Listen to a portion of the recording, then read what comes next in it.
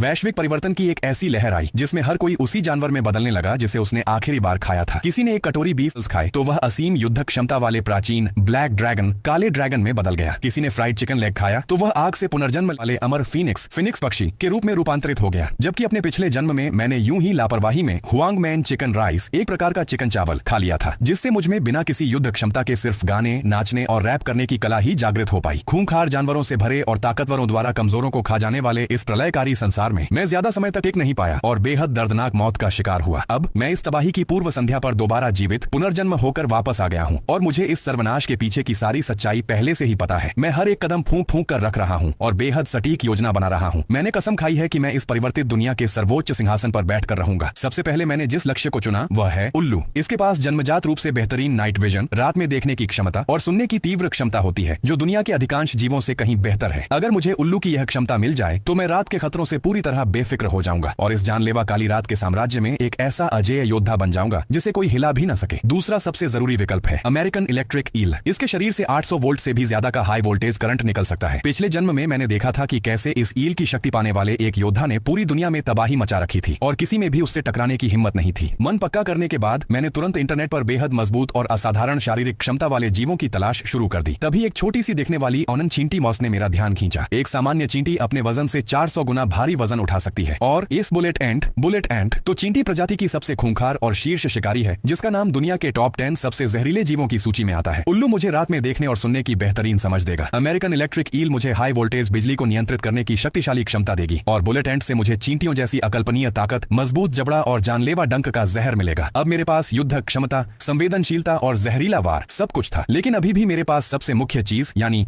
रक्षात्मक डिफेंस क्षमता में उसकी कमी थी। इस क्रूर दुनिया में अगर आपकी रक्षात्मक क्षमता कमजोर है तो आपकी मारक क्षमता चाहे कितनी भी मजबूत क्यों न हो, देर सबेर आप दूसरे शिकारियों या म्यूटेंट परिवर्तित खूंखार जानवरों का निवाला बन ही जाएंगे। क्योंकि मुझे यह नया जीवन मिला है, इसलिए मैं खुद को एक ऐसा 6 डायमेंशनल हर तरफ से परफेक्ट योद्धा बनाना चाहता हूँ जिसकी कोई कमजोरी न हो। जब रक्षा की बात आई तो मैं सोचने लगा कि कछुआ बेहतर रहेगा या मगरमच्छ छपाइया। पिछले जन्म में मैंने अपनी आंखों से देखा था कि तबाही से ठीक पहले जिसने मगरमच्छ का मांस खाया था, परिवर्तन के बाद उसका पूरा शरीर मगरमच्छ के सख्त स्केल्स शल्कों से ढक गया था। उसकी शारीरिक ताकत, जबड़े की पकड़ और शारीरिक सुरक्षा इतनी मजबूत थी कि देखने वाले दंग रह गए थे। वहीं कुछ नेटिजन्स, इंटरनेट यूजर्स ने कमेंट बॉक्स में आर्मडिलो पॉज की सिफारिश की थी। उनका कहना था कि इसका बाहरी आवरण किसी प्राकृतिक कवच की तरह मजबूत होता है जो सामान्य गोलियों को भी आसानी से बाउंस मोड़ कर सकता है। लेकिन आर्मडिलो एक राष्ट्रीय लुप्तप्राय एंडेंजर्ड संरक्षित जीव है जिसे कानूनी रूप से पाना नामुमकिन था, इसलिए मैंने इस विकल्प को छोड़ दिया। सोच विचार के बीच अचानक मुझे वाटर बियर टार्डिग्रेड का ख्याल आया, जिसकी जीवन शक्ति अविश्वसनीय रूप से अमर मानी जाती है। अगर मैं तबाही आने से पहले पर्याप्त मात्रा में वाटर बियर खा लूं तो मुझे इसकी अमरता का गुण मिल जाएगा। इस जीव के बारे में कहा जाता है कि जब तक सूरज नष्ट नहीं होगा यह तब तक जीवित रह सकता है। यह अत्यधिक उच्च तापमान, अत्यधिक कम तापमान और भारी दबाव जैसी चरम स्थितियों को भी झेल सकता है। यहाँ तक कि इसे अंतरिक्ष में फेंक दिया जाए या परमाणु विकिरण न्यूक्लियर रेडिएशन के बीच रख दिया जाए, तब भी जब तक यह परमाणु विस्फोट के ठीक केंद्र में न हो इसका बाल भी बांका नहीं हो सकता। सबसे अच्छी बात यह है कि वाटर बियर पूरी दुनिया में हर जगह मौजूद है। गीली मिट्टी और काई की परतों में यह आसानी से मिल जाते हैं। यह सबसे आसानी से मिलने वाला मेरा ब्रह्मास्त्र था। लेकिन अब एक बड़ी समस्या सामने आई। जो वाटर बियर अंतरिक्ष में भी नहीं मर सकता, उसे खाने योग्य बनाने के लिए कैसे मारा जाए। मैंने तुरंत इंटरनेट पर वैज्ञानिक और तकनीकी जानकारियां खंगालनी शुरू कर दी और आखिरकार मुझे इसकी कमजोरी का पता चल गया। वाटर बियर का शरीर पारदर्शी होता है। जब स्थितियां बहुत खराब होती हैं तो यह खुद को डिहाइड्रेट, सूखा कर लेता है और एक छोटे ड्रम की तरह सिकुड़ जाता है। वैज्ञानिकों ने इसे 150 डिग्री के उच्च तापमान और 200 डिग्री के कम तापमान में भी रखकर देखा था, लेकिन सामान्य तापमान में आते ही यह फिर से जीवित हो गया। यहाँ तक कि परमाणु बम के स्तर का रेडिएशन और मारियाना ट्रेंच से 6 गुना ज्यादा पानी का दबाव भी इसे नहीं मार सका। लेकिन इसकी एक कमजोरी है, अल्ट्रावायलेट यूवी स्टेरलाइजेशन लाइट। अगर इस पर 15 मिनट तक यूवी लाइट डाली जाए तो यह पूरी तरह मर जाता है और 24 घंटों के भीतर इसकी बची हुई सक्रियता भी खत्म हो जाती है। इसके अलावा तेज भाप और सीधी आग की लपटें भी इसे नष्ट कर सकती हैं। सारी मुख्य जानकारियां हासिल करने के बाद मैंने बिना एक पल गंवाए काम शुरू कर दिया। प्रलय आने में अब सिर्फ 3 दिन बचे थे। मुझे जल्द से जल्द अपने खास भोजन की व्यवस्था करनी थी। मैंने सबसे पहले ऑनलाइन एक माइक्रोस्कोप, मशीन और यूवी स्टेरलाइजेशन लाइट का ऑर्डर दिया। यूवी लाइट से वाटर बियर को मारना सबसे सुरक्षित था, क्योंकि इससे उस बेहद सूक्ष्म जीव के खोने का डर नहीं रहता। मैं जिस छोटे से कस्बे में रहता हूँ उसके बाहरी हिस्से में खेत और पहाड़ी जंगल है, जहाँ हर तरफ काई मॉस उगी हुई है। वाटर बियर के मिलने का यह सबसे मुफीद ठिकाना था। मैं तुरंत पहाड़ों की तरफ निकल गया और काई तथा लाइकेन को भारी मात्रा में इकट्ठा कर लिया ताकि घर जाकर उनमें से वाटर बियर अलग कर सकूं। तभी रास्ते में मुझे घास के बीच से रेंगता हुआ एक लगभग 10-15 सेंटीमीटर लंबा सैलमेंडर न्यूट दिखाई दिया। मुझे अचानक याद आया कि इस जीव के पास गजब की रीजेनरेशन, पुनर्जनन क्षमता होती है। यह अपने कटे हुए अंगों को दोबारा उगा सकता है। मैंने तुरंत इंटरनेट पर नेटिजन्स से इसकी पुष्टि की और जब मुझे पक्का जवाब मिल गया कि सैलमेंडर असीमित बार अपने अंगों को दोबारा उगा सकता है और इसकी जीवन जीवन शक्ति बेहद कमाल की होती है तो मेरी खुशी का ठिकाना नहीं रहा। वाटर बियर की अमृता और सैलमेंडर की अंगों को दोबारा उगाने की क्षमता, अगर ये दोनों अद्भुत शक्तियां एक साथ मिल गईं तो इस सर्वनाश की दुनिया में मुझे हरा पाना नामुमकिन होगा। मैंने सैलमेंडर को लाकर घर में सुरक्षित रख दिया। इसके बाद मैं अपनी मोटरसाइकिल उठाकर शहर के बाजार की तरफ भागा। वहां से मैंने यूवी स्टेरिलाइजेशन लाइट खरीदी और साथ ही कुछ बेहद लचीले हाई इलास्टिक कपड़े भी लिए, ताकि भविष्य में जब मेरा शरीर परिवर्तन के कारण अचानक विशाल रूप ले तो कपड़े फट न जाए। इसी के साथ मैंने सोशल मीडिया पर कई जानवरों और कीड़ों का पालन करने वाले ब्लॉगर्स को मैसेज भेजे ताकि मैं उनसे उल्लू, अमेरिकन इलेक्ट्रिक ईल और बुलेट एंट जैसे मुख्य जीवों को भारी कीमत देकर खरीद सकूं। इन सब कामों को निपटाते निपटाते शाम हो चुकी थी। मैंने बाहर ही थोड़ा बहुत खाना खाया और फिर स्कूल से माइक्रोस्कोप, बीकर और ड्रॉपर जैसे सभी जरूरी उपकरण उधार ले आया ताकि घर जाकर आसानी से काई में से वाटर बियर को अलग और इकट्ठा कर सकूं। कीड़े, इंटरनेट पर दिए गए ट्यूटोरियल के अनुसार मैंने काई मॉस को 24 घंटे के लिए पानी में भिगोकर छोड़ दिया, फिर उसका पानी निचोड़कर एक स्लाइड पर डाला और माइक्रोस्कोप से देखने लगा। शायद पुनर्जन्म की वजह से मेरी किस्मत अच्छी थी, क्योंकि पहली ही बार में मुझे 0.1 मिलीमीटर आकार का एक वाटर बियर टार्डिग्रेड मिल गया। यह कीड़ा इतना छोटा होता है कि इसे नग्न आंखों से देखना नामुमकिन है और ऐसे सैकड़ों कीड़े इकट्ठा करने के लिए बहुत सारा समय और मेहनत चाहिए थी। आधे दिन की कड़ी मशक्कत के बाद मुझे सिर्फ 12 वाटर बियर मिले। मुझे लगा कि शायद काई को पर्याप्त समय तक नहीं भिगोया गया था, इसलिए ज्यादातर वाटर बियर अभी तक काई से अलग नहीं हो पाए थे। खैर, जब तक तरीका काम कर रहा था तब तक कोई दिक्कत नहीं थी। मेरे लिए अपना सारा समय सिर्फ वाटर बियर इकट्ठा करने में बर्बाद करना ठीक नहीं था। इसी बीच मेरे फोन पर एक नोटिफिकेशन आया। कीड़ों के पालन पोषण का काम करने वाले और चींटियों के वीडियो से लाखों फॉलोअर्स बनाने वाले ब्लॉगर जो जिमिंग ने मेरे मैसेज का जवाब दिया था। अगली सुबह मैंने सबसे पहले पाले हुए सैलमेंडर को देखा। वह अभी भी पूरी तरह जीवित और फुर्तीला था, इसलिए उसे अभी मारकर फ्रिज में रखने की जरूरत नहीं थी। इसके बाद मैं तय समय पर जो जिमिंग के पर्सनल ब्रीडिंग बेस पालन केंद्र पहुंच गया। बेस के कांच के टैंक तरह तरह के दुर्लभ कीड़ों से भरे पड़े थे और एक कोने में वही बुलेट एंट्स रखी थी जिनकी मुझे सख्त जरूरत थी। जो जिमिंग इन बुलेट एंट्स को बहुत संभाल कर रखता था, यहाँ तक कि मरने के बाद भी वह उन्हें स्पेसिमेन, कीट नमूना बनाकर सुरक्षित रखता था। मैंने सीधे उससे 50 जिंदा बुलेट एंट्स और साथ में कुछ मरी हुई चींटियां भी मांगी और बिना कोई बहस किए तुरंत पैसे ट्रांसफर कर दिए। जो जिमिंग मन ही मन पछता रहा था कि उसने बहुत कम कीमत मांग ली थी और साथ ही वह इस बात से भी हैरान था कि मुझे मरे हुए कीड़े क्यों चाहिए। तभी बेस में घूमते हुए लोहे के टुकड़ों जैसे दिखने वाले 2 भृंगों बीटल्स ने मेरा ध्यान खींचा। जो जिमिंग ने बताया कि यह आयरन क्लैड